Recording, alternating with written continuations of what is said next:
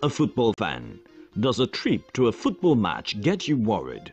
Well, on Bottom Line this Tuesday, Premier League Board Chairman Emmanuel Saffa Abdullahi talks to host Joseph Egbenda Kapua about the nation's most popular sport, football, the security concerns and plans to keep the momentum going. This Tuesday on Bottom Line at 7 p.m. on SLBC, the nation's public service broadcaster.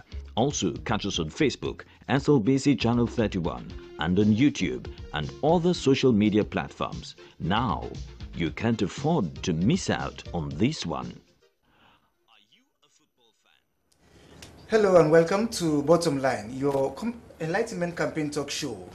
My name is Joseph Egbenda Kapua, and tonight we shall be looking at one of the most entertaining sports in Sierra Leone, football. Well, for nearly 4 years, local football was a dream in the country, and this dashed the high hopes of particularly young players who were looking up to brighter life through the world's most loving game. But with the support of the new government of President Julius Maada Bio, the game has been revitalized with arguably the youngest football manager, civil society activist, and barrister of the High Court of Sierra Leone, Emmanuel Saffa Abdullahi, who was appointed chairman of the Premier League Board to inspire change. He is my guest tonight. Welcome to Bottom Line. Thank you very much, Joseph. Good evening, listeners. You can also be part of the program by joining us live on Facebook at SLBC TV channel 31 and YouTube, or by sending us your text messages to 030-022-639. The number again, 030-022-639. The program is Bottom Line. And on YouTube and all the social media platforms. Now, you can't afford to miss out on this one. Are you a football fan? Does a trip to a football match get you worried? Well, on Bottom Line this Tuesday, Premier League Board Chairman Emmanuel Saffa Abdullahi talks to host Joseph Egbenda Kapua about the nation's most popular sport, football. Don't forget the number, 030-022-639. Now, Emmanuel, let's get started. Take us through the structure of the Premier League Board. Thank you very much. So, primarily you have 7 members of the board who are appointed. Basically, 3 members of the board are nominated by the clubs and 3 by the SLFA, after which then you will have a chairman who is independently appointed in agreement, with all the parties. It has to be between the SLFA and the clubs agreeing for someone to be the Premier League Board chairman. So that's how I was appointed. We have Alaji Kamba JJ from Blackpool, and we also have Samara who works for EcoBank, who is also a member of the board. We have Pasama. These are people who were basically nominated by the SLFA. Then we have Pamarite. Pamarite also represents Freetown City Council as a member of the board. Then what we did when we took over, we realized that we needed a number of people to be able to carry out the task. So we basically co-opted a number of people, including 2 women and 3 other gentlemen, Musupele Bangura, J1, who is representing veterans. We also co-opted a couple of other people just to ensure that we carry out the task that we have to do. Where are the members drawn from? Well, like I said, the clubs nominate 3 people. So you have Pamarite, JJ, and Alaji Kamba representing the clubs. So all the football clubs, all the clubs that are playing, that are playing in the Premier League, will nominate 3 members. How is that done? Normally they will consult. They have the WhatsApp group where they will consult, and I think this time it's FC Cologne, Mighty Blackpool, and Freetown City Council that actually gained the nomination. Then you have SLFA nominating 3 people, so that's 6, and then the chairman is appointed in agreement with everybody. Those that you co-opt, do they have voting rights? No, they usually don't have voting right, because that statutorily they are just co-opted members. And one of the things that I thought we should do was actually to bring people into the Premier League Board that have served Sierra Leone and that will bring added value. And we thought this was a time to bring everybody on board football. You know, for quite too long there's been disagreement, acrimony and division within football. So when we took over, we thought it was prudent to bring quite a number of people who are respected in society and who will help us execute their duties. And how has the appointment impacted on the board's maybe administration, if you like? Well, it has helped us a lot, because first thing is we gave confidence to a lot of people that this was not going to be just a clique of those who were going to be appointed at the top level, and we came down to the level of people like Musopele, who played football, female football and tennis for Sierra Leone. You know, Agnes Abu, who is a veteran referee. She was very instrumental in setting up Football Referees Association and has served at the highest level. And a lot of people realize that, I mean, this is very important. We also brought in Asma James of 98.1, a very seasoned journalist and a member of the Eastern Lions executive, Eastern Lions Football Club executive. So we tried to broaden the base to ensure that we give confidence in people, and these people have really helped us. 98 basically has been our major mouthpiece, and together with other radio stations. And then we had a banker, Mohammed Samara at EcoBank, who's also been very instrumental in helping us take things through. I guess your first task as chairman was to resume the Premier League itself. You know, how were you able to meet that challenge? Well, it was quite a challenge, because when we took over, there was nothing. There's no structure. Secondly, there was no finances. So we basically started, what did I say, ferreting for money. We were looking for money everywhere, asking corporate bodies. And then we realized it was going to be difficult because, you know, there's been a bad brand about football. One of the things is that there's been too much acrimony, fighting, disagreement in the game. So most of the corporate bodies that we met were basically reluctant to put money. And, you know, I mean, having been around football for a while, I thought the only way we could have solved this was to go to government and ask them for money.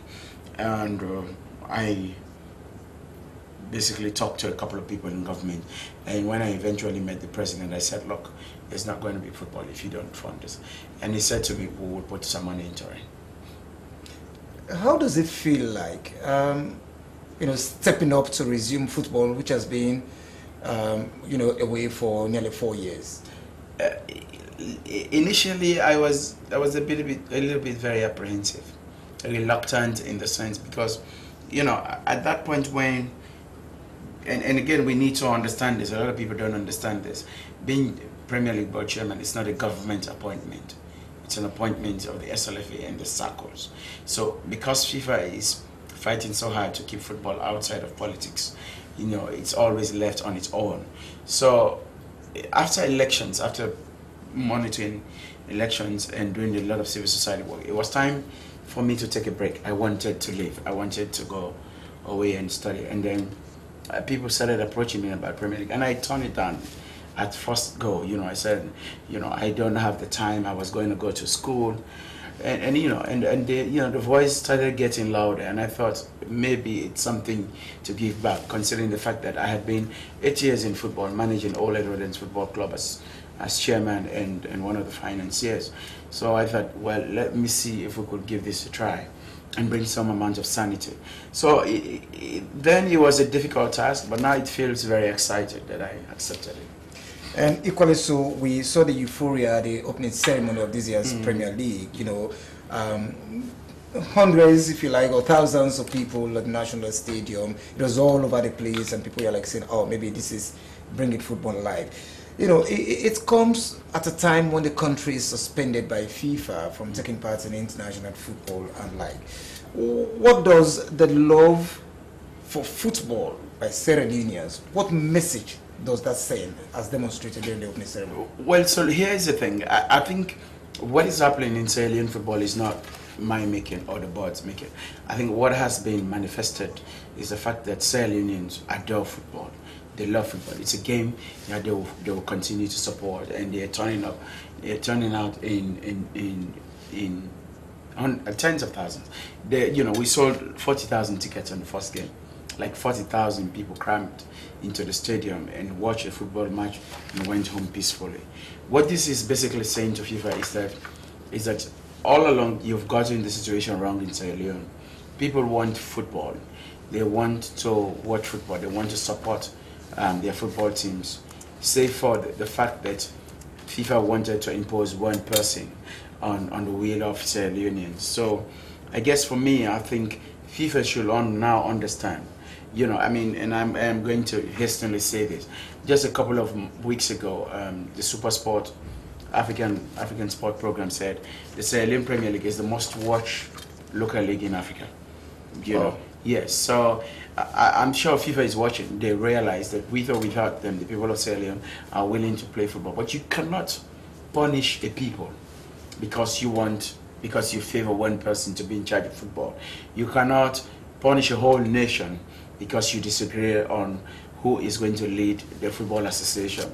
The people of Sierra Leone have a right to elect their leadership. The people of Sierra Leone have a right to disagree with whatever leadership that they've had in the past, and they have a right to want to take a different path in pushing football forward. And I think FIFA should listen to this. And with the love as demonstrated by Sierra Leoneans, is it likely, like you say, FIFA should listen to this? Is it likely to attract the attention of FIFA such that, apart from the court action, which is probably what they are leaning on, they might have a change of heart or mind?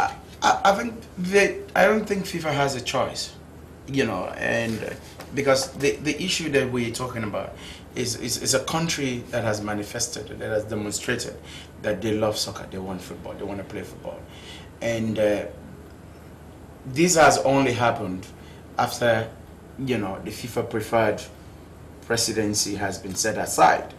And I think this is something that FIFA should understand, that, okay, why all of a sudden things have turned around? Why all of a sudden everybody, all the disagreeing parties are now on the same table? They should understand that, you know, it's time to really move on. I mean, they have to understand this. But what FIFA has said clearly, and we need to get this clear, what FIFA has said clearly to the government of Sierra Leone is that they are waiting for the outcome of the court's action. FIFA had said after the meeting of the Vice President and the Attorney General and Minister of Justice, there was a press release they put on the website. They said they're waiting for the court action to finish, irrespective of the outcome, irrespective of who won. Now they will lift the ban. So now the onus is not on anybody, it's on the judiciary of Sierra Leone. It's the judiciary of Sierra Leone that should hasten that this case has been in court for a while, irrespective of where they want to rule. There's no pressure, but it's time to bring it to conclusion, to a speedy conclusion. Now, Emmanuel, what is your consideration about reviving and promoting youth and women's football?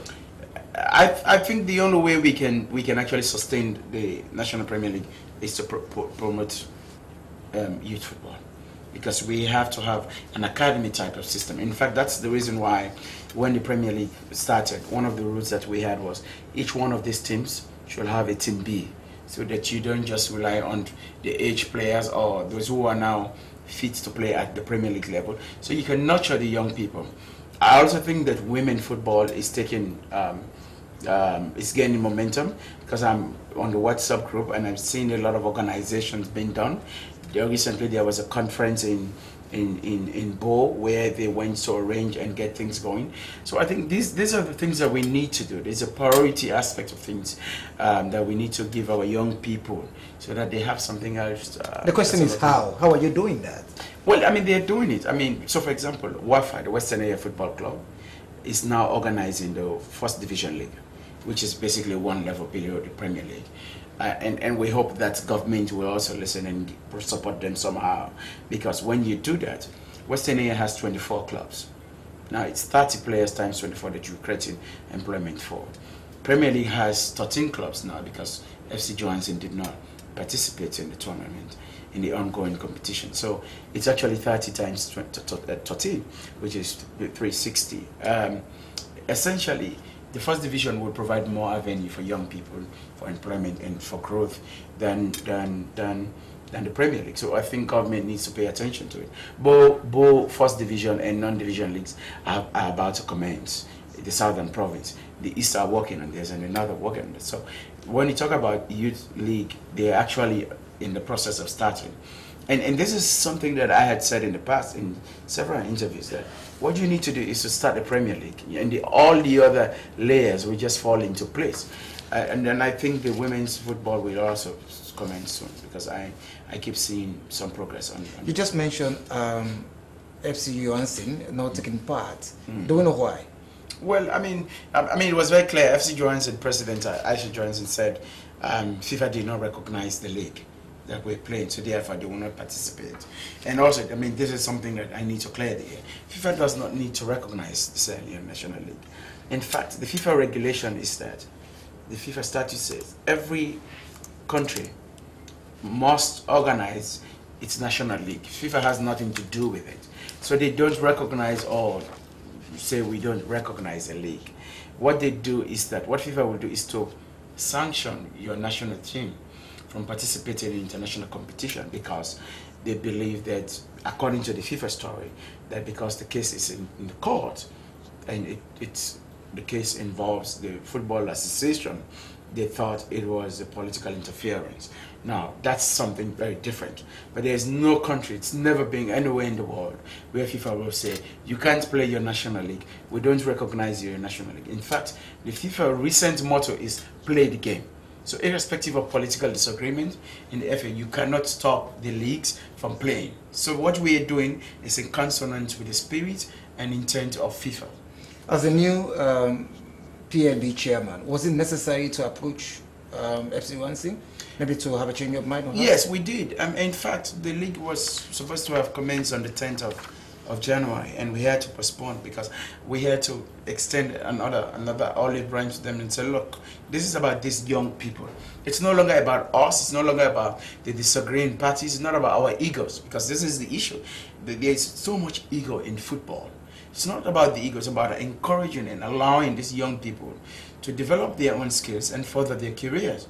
And then eventually, you know, when the league started, there was a press release which they said they won't participate. They wrote to me, and then we got back to them, and then they said they were not playing. And so I think we did what we could to encourage everyone to come on board and push football forward.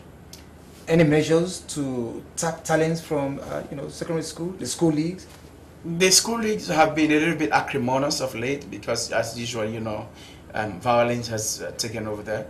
We hope that we could do a lot of awareness raising and sensitization in schools, and ensure that the young people play in schools. Because, for example, at the Ole Rodents Football Club, we've been talking about going to the school and build our school team, which will be a feeder program for schools. So I think Sierra Leone has a history of producing people from schools, the Mohamed Kalland and others. I think this is something that the Ministry of Education and the Ministry of Sport needs to work on. That's outside our purview as a Premier League board. Is there any, or are there any suggestions you can prefer to have these people? Because we're talking about talents, you know, and this might be the future. What I think they should do is to ensure that there is a school league that will play with a lot of awareness raising before the league. But also, what has been happening is that the cliques in the schools and you know, have created a lot of tensions. So particularly after games, they will attack people and, you know, damage vehicles. I think we need, firstly, the first point of curtailing crime is deterrence. You know, whoever is caught perpetrating violence should be dealt with. Second aspect is we need a lot of education. And third thing is the schools must take responsibility for their schools and their children that are coming out to support their schools. And then we will move forward. Now, Emmanuel, you would observe that the standard of education of our players generally leaves much to be desired. Meeting the press, you know, is as bad as not meeting them at all. I was wondering what your educational package is for players. Okay, so what I have in mind, and which we've been discussing at the board, we have two-track approach. Now we have this emergency ad hoc program where you have players who are now 25, 27, 28, they are, you know, going out of their playing prime, and we need to get them playing. Then we'll go one step down to develop the educational system in the schools. That's why we want the clubs to have their junior teams. And it's going to be mandatory that the junior players will go to school and get some amount of education. So who supports them? What? Who supports them?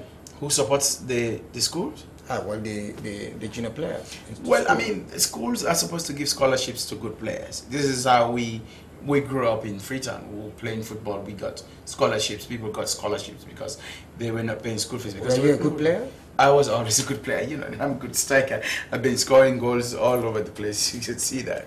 Even for the Sierra Leone Bar Association, I'm still the all-time. Well, when we consider football clubs, probably you don't want to talk about the Bar Association. No, I'm talking about Ole Rodents. About 3-4 years ago, I was the leading striker for Ole Rodents Football Club. I have played at that top level. So when I talk about being a striker, yes, I know what it means to being a proper and fit and proper striker. So I think one of the things we actually need to do is to incentivize the young people to play sport so that they get scholarship like you do in the US. And then you will get most of them go to school. But at the same time, it has to be a condition that before you participate in the sport, you have to be going to school.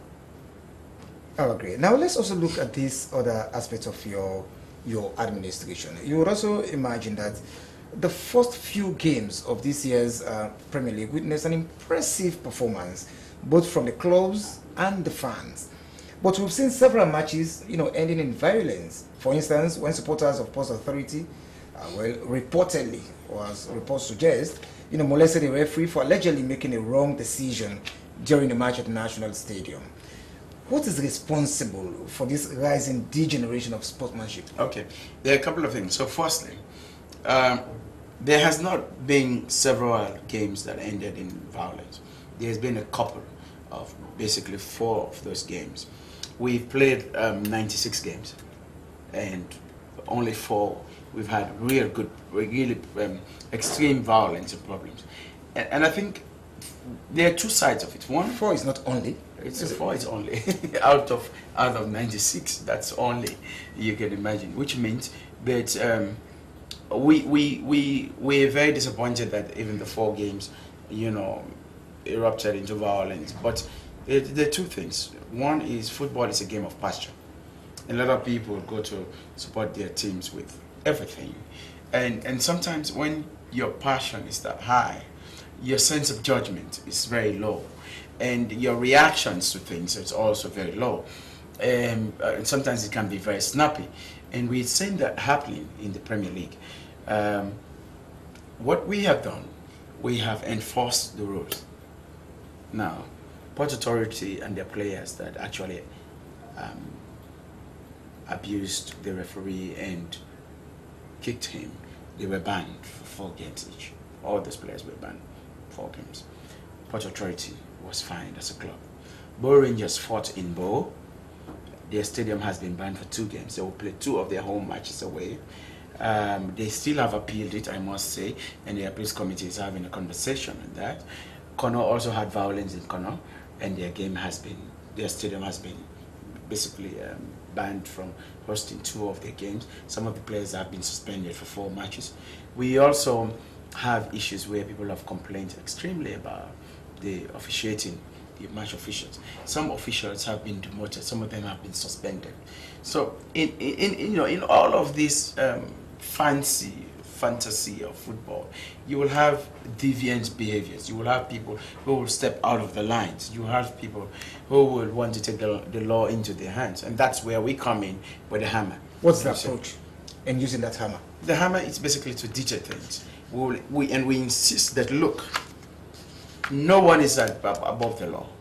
Not Bow Rangers, not Eastern Lions, not my own Ole Rodents. For example, the Ole Rodents club played against Central Parade, and then there were allegations that they attacked the referee. Now, some of the officials have been banned from games, and Ole Rodents were fined, I think, about 4 million games. And I have no control over that because you have a disciplinary emergency committee that will look at this complaint and they'll come out. I have absolutely no control. So no one, absolutely, not Edwards, not Blackpool, not Lions, not FC Cologne or Bow or Kenman, no one is above the law. Is deducting points a good idea as well? Because if you're banning players... No, we didn't deduct a point. That's the point. A lot of people are missing it. So the punishment for Bow was simple. And the rule is that if you touch the match officials, right, your stadium will be banned for 6 matches. What we did was that we thought that was too much on Bow and Connaught and Diamond Stars, so we gave them 2-match ban each. If the match started officially and did not complete or ended, did not end because there was violence, the host team would forfeit the point. So we did not deduct a point from Bow. The match did not end. It started in the 90th or 91st minute, and then they stormed the field. So they did not get a point. The visiting team got the point. That's what the rules, the Premier League rules and regulations are saying. Until we enforce these rules, people are going to think they are above the law. People are going to think that their proximity to the players or their proximity to anything whatsoever that they think would propel them into violence should be used to abuse the rules, and then creates chaos. And the consequences will be, now we have about 4 matches that we're talking about. If you have 10, the police is going to declare football match a kind of security threat, and they're going to stop football. And not 2, 3 people or 10 people are going to let the whole nation suffer. Rather, your team will not play home. Rather, your players will be suspended or will find your club and you pay the fines. Now, yeah, you're talking about fines. We know fines have been imposed. For example, the Cambo Eagles and the Diamond Stars match in Kenema, I suppose. You know, fines were imposed on Cambo Eagles of Kenema and also the Diamond Stars of Kono. We're talking about 5 million leones, yes, which is about well, less than $8,000. Yes, as the case may be. I think Diamond Stars we have fined about $800. Yes, that's 10 million leones or so.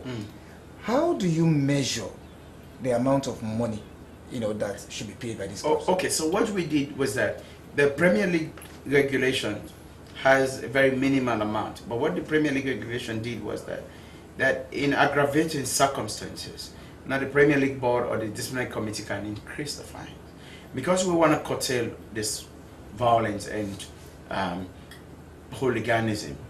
We increase the fines, and I know how these clubs are struggling to get money and resources. When you pay 5 or 10 million leones, you feel the brunt.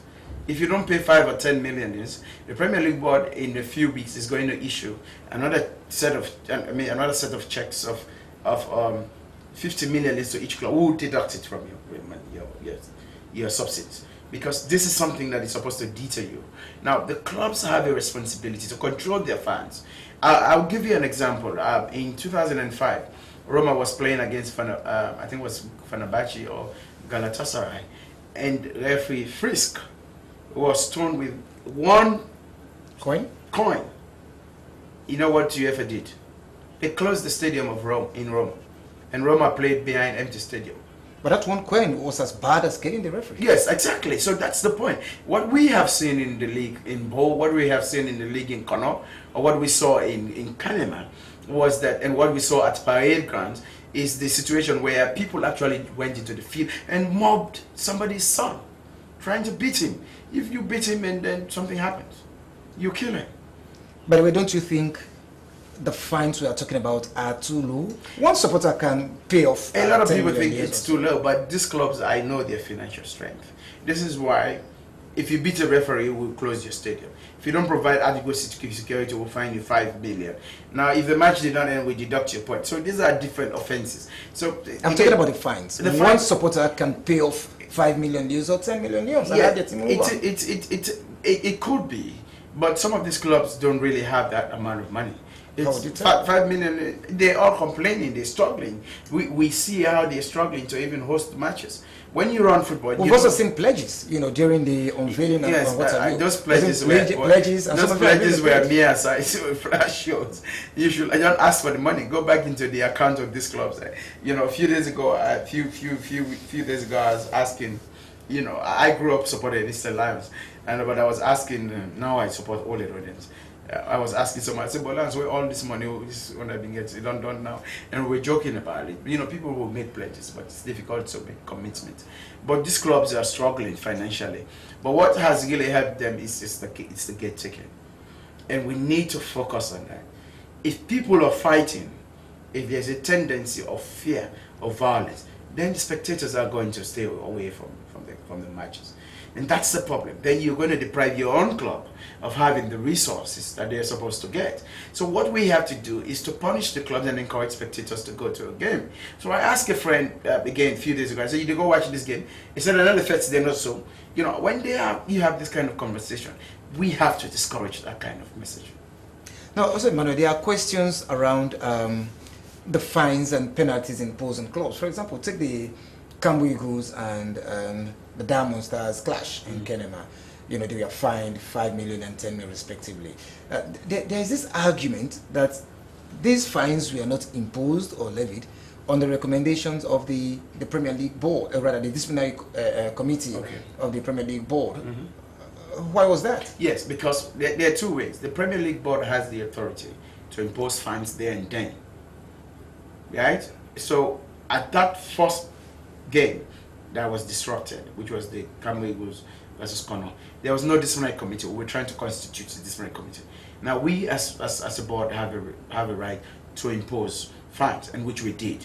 And that's the kind of standards that have been set. Now we have constituted the disciplinary committee. There is Simi Thomas, Dr. Fatou Taki, Isaac Masako is the chair, Inspector Kelly Mblamin, and Leonard Taylor, who is a lawyer who just became a judge today.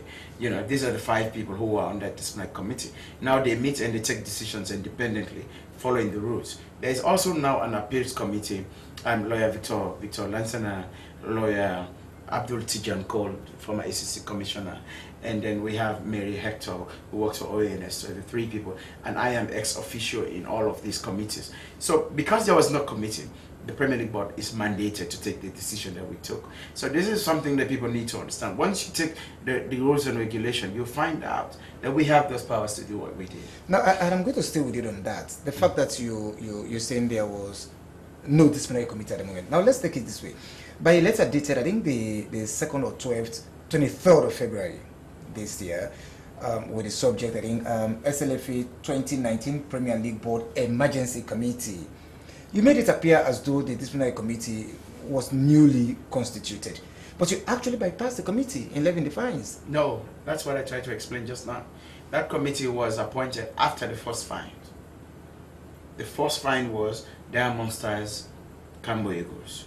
The board has a right to impose. The argument is that there was this committee. It No, was there already wasn't. there, There wasn't. and that it was illegal that you fined Cambo Eagles and So Diamond no, Stars. you're not getting it from me. There was no committee. I constituted the committee. When it happened, when the first incident happened, we had to take a decision because there was no committee. And after which, you know, all of these discussions came in. We tried to point out to people that there was no committee. And then eventually, we said we need quickly to put together the committee. And that's why you're talking about the letter. So that letter was after we had taken the decision.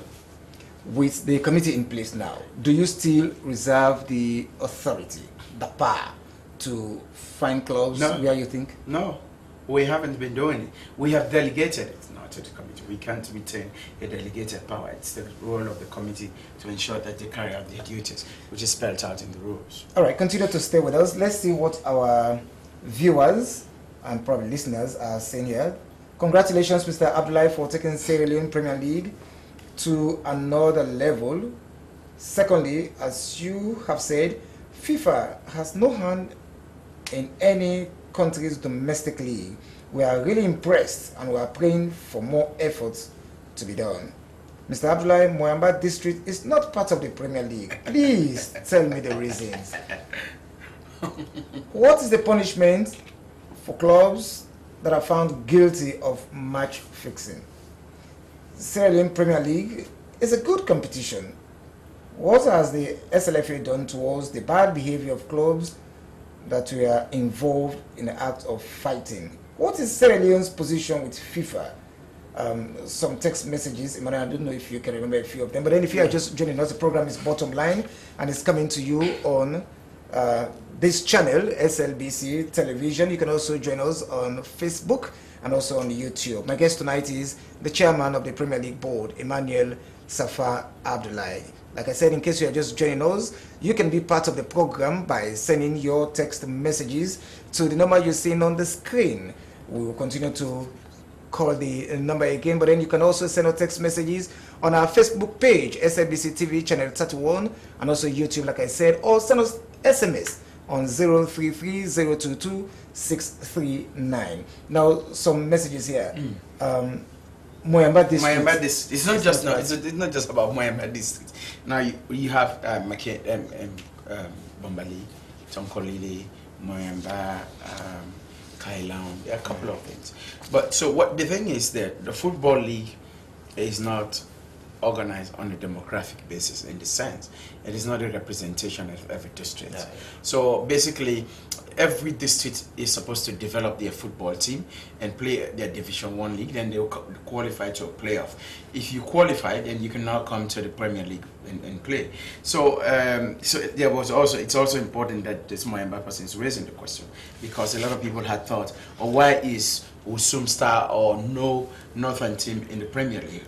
Usum Star, before the league basically stopped, Usum Stars was in the Premier League for about 3 or 4 seasons, and in the process they got relegated, right?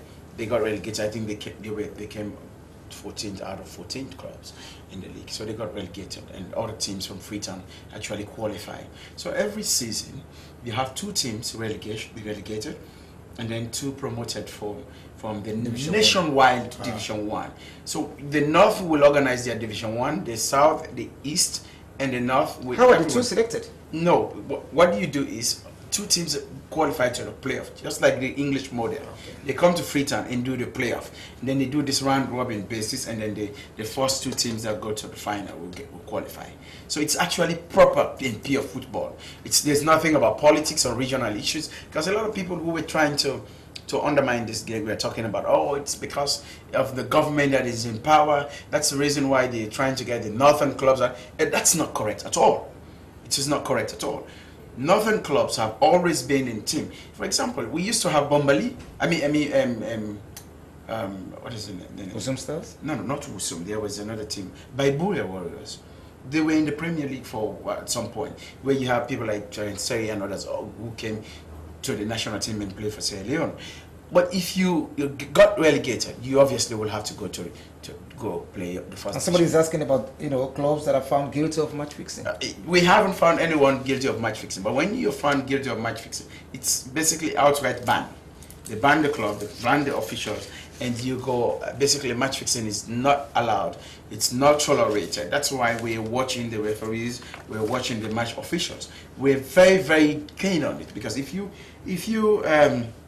recalled, Sierra Leone has this bad image of match fixing, something which they have never been able to prove.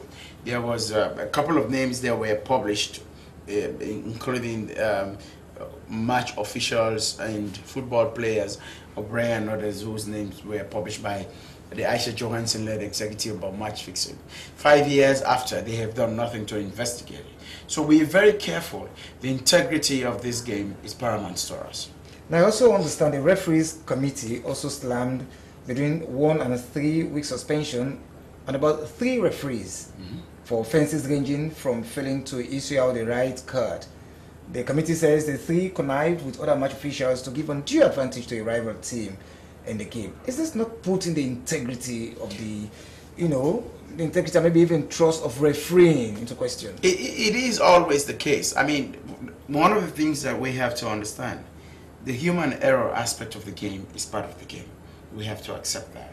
It's only recently that the VAR is now coming into effect to try to correct the human error or things that we can't really see. But one of the things we did as a board was, when we started, we trained the referees, the officials, to basically update them, because they haven't been doing proper refereeing for 4 years. So we update them with the new FIFA rules and regulation. And they have this onus to actually deliver professionally, like optimally at that level.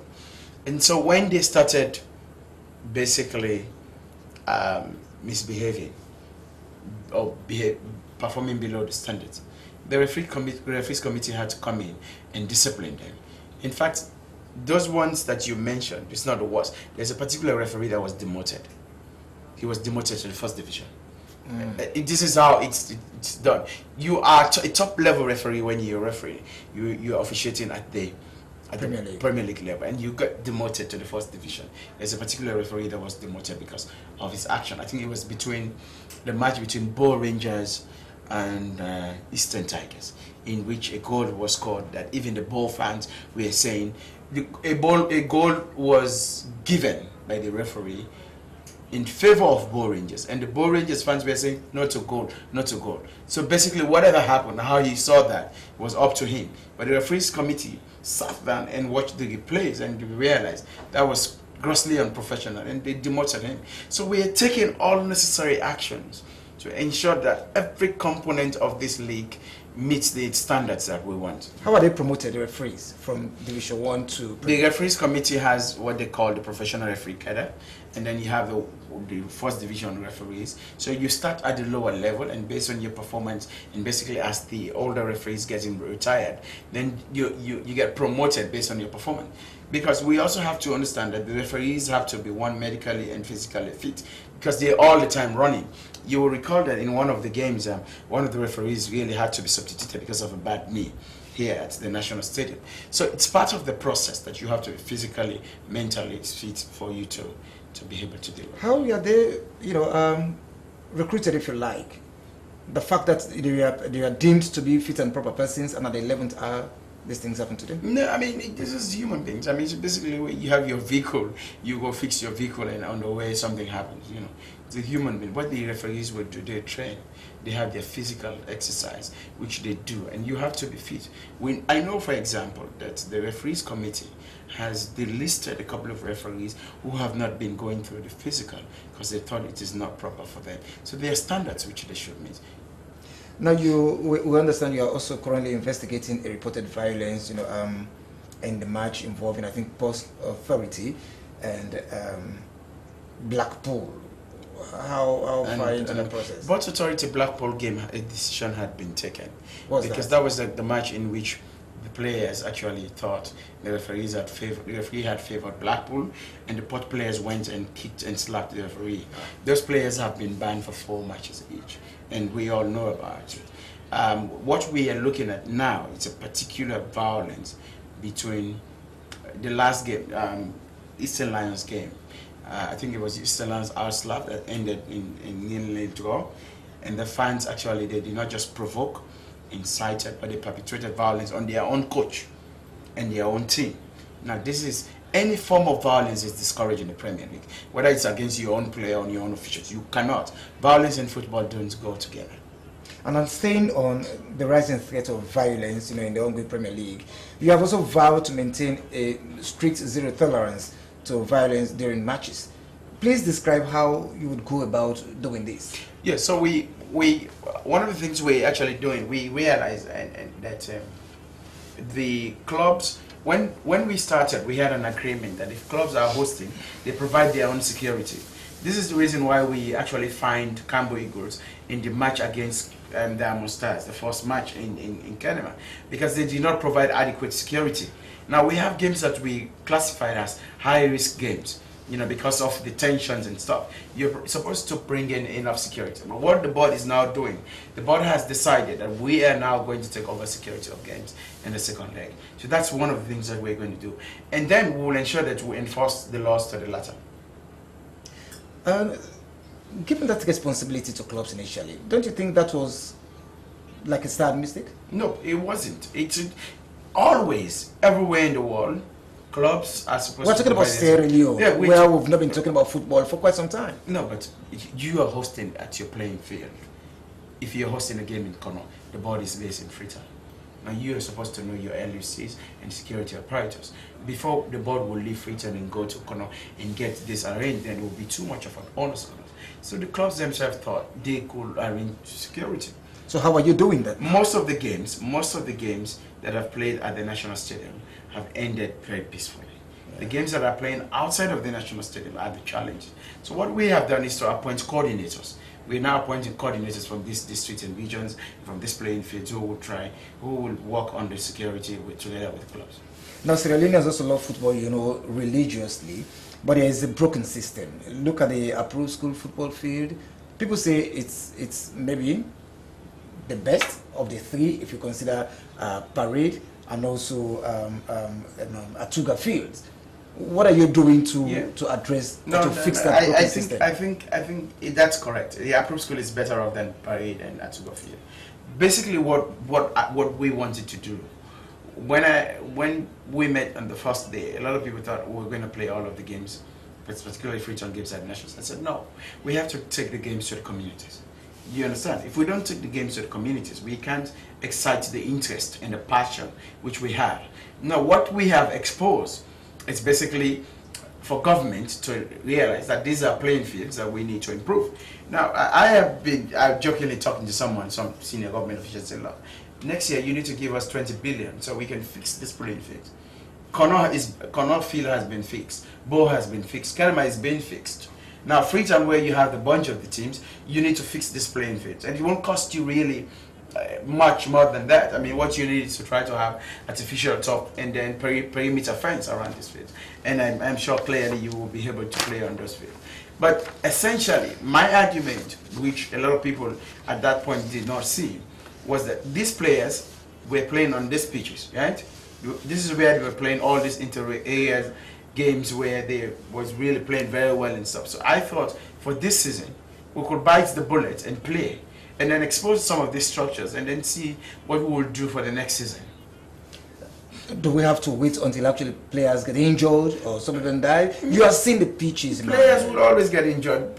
We have had collisions at the National Stadium. In fact, we've had more incidents. But the ones at the Atuga Stadium, the one at Parade and other areas are just the same. No, but we haven't had any broken ankle from those fields. We have at the National Stadium, which we actually feel is a better pitch. So accidents or incidences of that nature are not basically because you're playing at Parade or because you're playing at a school.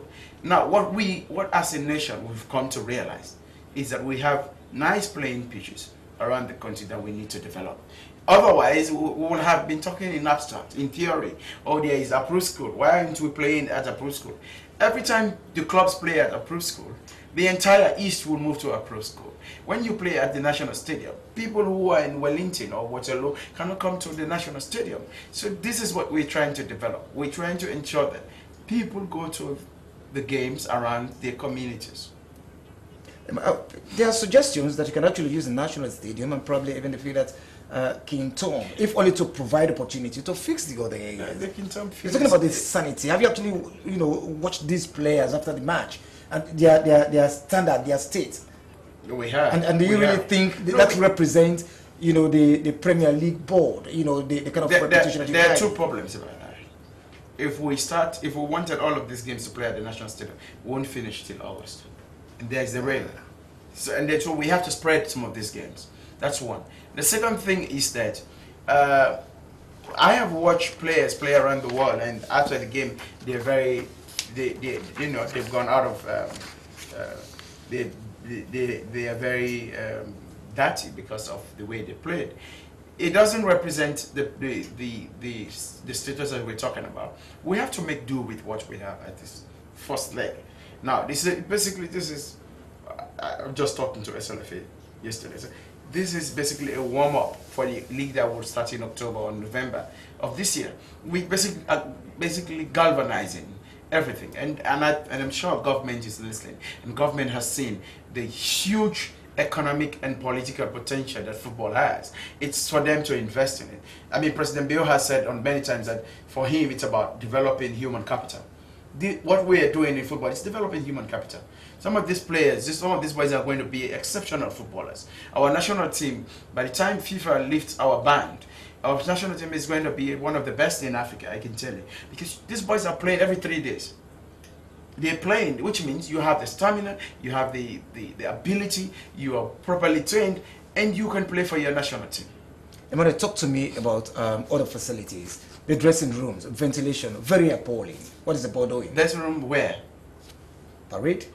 The Parade doesn't even have much of the board won't do anything, and this is why I'm sitting here talking to government. I'm talking to government directly. This is something we need to fix. We need to fix it, not just government, even the private sector. So, for example, you could get someone invest on a approved school. You will get some people put money and build a stadium, maybe a 5 or 10,000 seater stadium in a pro school, and rent it out to these clubs and rent it out to the community. You will make quite a lot of money out of this. So we are looking at banks, we are looking at the government, we are looking at international community, we are looking at everybody to invest into this lovely game. Any comment on the spate of sackings of coaches? It is always the same. You know, I think it was completely unfair when they started sacking coaches after 3 or 4 games. But you could also see that it's the competitiveness of the league. It's the passion. But I think the expectations are too much. So I support a team. I'm chairman of a club that is struggling, All Redditch, for example, right? My message to the executive and every members of All Redditch has been that, look, we just started. These young men did not even do a preseason. They just jumped into a league. A lot of people thought this league was not going to start at all. So the clubs were not really on proper preparation. Let us give them time. Let us give them half a season and see what will happen. And now you could see some of these teams are clicking. I mean, they're playing very well. Lions is doing better than they were. Blackpool were at the bottom of the table. Bow Rangers, they have a good team. They just need to cope the amount of violence and anger which their fans have. You know, you see that the teams are picking up. Central Parade had the same problems. So basically give the boys time and they will be able to match up to the standards. Let's look at more messages coming in. Happy the Premier League is back. Let's play the game, please, Sierra Leoneans, and forget about the fights against each other. Let's play the game and forget FIFA. I will say bravo to Mr. Abdullahi for giving the people of this country quality football match. But we want prompt actions against any team, player or official that commits crime against our laws. Bottom line, please ask Chairman Emmanuel why, for example, a team from the provinces playing in the western area, the referee is always from Freetown. For example, Bow Rangers playing FC. You have to answer this. Are you supporting Bow Rangers? No, come on. I'm Campo Eagles. You supporting Campo Eagles? Okay. You see the Eagles in me. Okay, so Eagles started, they were struggling and they're playing very well. Okay, here's the thing. There's a demographic imbalance in Sierra Leone. Most of the referees are in Freetown. Most of the real standard referees are in Freetown. We have some, you know, scattered across the country. What we expect these referees to do is to be professional enough, whether you're from Freetown or from the provinces. When they give you a match, you should be able to properly and professionally handle it. So I don't really look at where you're coming from, where you don't come from. For example, All Rodents played against Bow in Bow, and the referee came from Connor. I had questions on some of his decisions, but this is the game of football. I was passionate about Eros winning. We did not win, but I questioned some of his decisions. But I can't say you can get a referee from Connor because we're playing Bow. I mean, I think we're putting too much of meanings into regional proximities and demographies and stuff, which will not help the game. Now, your team, the Old Edwardians, continue to crawl. They were even humbled by the Camboy Eagles. Of Kenya. Humbled. I don't know whether it's humbled. So what's happening with respect to your club? You're the chairman of the board, and within your team, it's struggling. Yes. Yes. This is the thing. The problem is, Erot has always produced the best footballers. That was then. This is now. Let me. That's a premise. Let's move to it. What we do is we train proper football. We train the Barcelona type of football at Erot. So we don't do the things that... Please, let me finish. We don't do the things that Cambo Eagles and others will go buy players. So when they said the Premier League was going to play, we got the young boys. So you could see inexperience with them. They're struggling. And I keep saying to the executive, please watch Pep Guardiola. He went to Barcelona. He basically got rid of the old guards. He built a team. In 2 seasons, they exploded. He came to Man City. He did the same. Let us encourage these boys. Let us be patient with them. Next season, they will explode because they will have sufficient experience. That's the culture of Erot. That's what we do. We don't go buying all of the ready-made players who will play for 1 or 2 seasons. We'll buy players and produce people like, you know, the Mohamed Kalons and Junior Tumbus, the best that the country has seen. Now, how are you managing your chairmanship of the board, chairman of the Premier League board, and that of the managerial role at the Old Edward? There's nothing to manage. First thing first is, it's because I am the chairman of Erot, That's basically why I was even considered to be chairman of the Premier League board. It's not just in Sierra Leone. In South Africa, you have the same situation where one of the leaders of one of the chairmen of the club is appointed as the head of the South African Premier League. There's nothing. What you do is your duties are basically administrative. You organize the Premier League, you appoint people, you get things going. And then, if you sit in a meeting where a decision has to be taken on early advertising, you recluse yourself because you manifest the bias. That's the thing. That's how professionals behave. Yeah. So now, there's actually no. Talk to me about the trophies you recently unveiled. Well, yes. Again, when we took over the league, we wanted to do things differently. So a lot of people say, "Oh, we get trophies all over the country. We can buy." I said no. So we went to England and actually looked for a specialized manufacturer of trophies, and eventually we realized, in fact, the shop in England, in London, was basically an outlet for a factory in Italy. So we had to basically order this stuff. How much do they cost? And the gold trophy, it's £2,050. The silver, it's 1,800. The golden boot, I think it's about 500, and the golden ball was 700. We have the receipts of all of this, but basically, putting that together, you will see that the quality of this trophy is really, really, really good. In your personal opinion, which team will you place a bet on to win? It's just the first leg. All of us might just end up winning the Premier League. Right, you're talking from the heart. I want you to talk from the head. Well, as you see, FC Cologne has proven to be a good team. And let me talk football now. A lot of people don't understand why they are so cohesive and so disciplined. Now, let's talk. This is a team that has played 6 years ago together at the Airtel Rising competition and under 16. And they are still together. That's what kind of thing you do. That's what we encourage in clubs. Port Authority. Port Authority is struggling. Lions, it has a good team. So you place your bet on? I think as we speak, Eastern Tigers have a good team. I foresee Diamond Stars will soon be in the first three. They have a very good young team. I'm afraid I have to stop it there. Let's leave it there. Thank you very much, Chairman Emmanuel Saffa Abdullahi, for making it to Bottom Line tonight. I hope you've enjoyed the program with the new chairman who has transformed or appeared to change the face of football, local football in Sierra Leone. We are back next week with another edition of the program, Bottom Line. This program was produced by executive producer, I would say, Tilly Kruma. Many thanks to all the producers here, the technicians who've put efforts together to have this program the way it has come out today. We're back next week with another program, another edition of The Bottom Line. Joseph Ibenda Kapua is the name. Goodbye. SLBC Channel 31 and on YouTube and all the social media platforms. Now,